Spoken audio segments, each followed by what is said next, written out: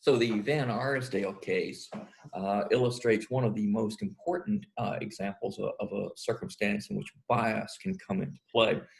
Um, in this case, the claim is that the prosecution may have in fact agreed to dismiss or not pursue charges against one of the witnesses in exchange for the witness's cooperation. And the judge in this case disallowed any questions of that witness about any interviews that the police may have done with this witness about other crimes. The defense wanted to use this to illustrate that there was a very real possibility that the police were going to prosecute Fleetwood, the witness in this case, for a DUI case, and had agreed not to do so implicitly on the understanding that the witness tell a story that's helpful to the prosecution in this case. And the question is not whether that's true or not, but the question is whether the defendant has the right to get this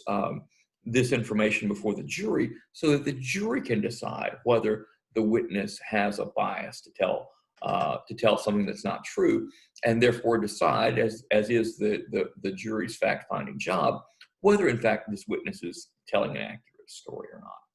And so the court holds that bias, being one of the most important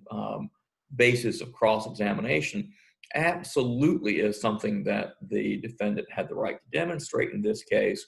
The court also recognizes, which is true, that it's not unlimited, that the judge can put appropriate limits on the scope of cross-examination, but that it is not appropriate to foreclose any possibility of questions that go to the possibility that a witness is shading or completely changing his testimony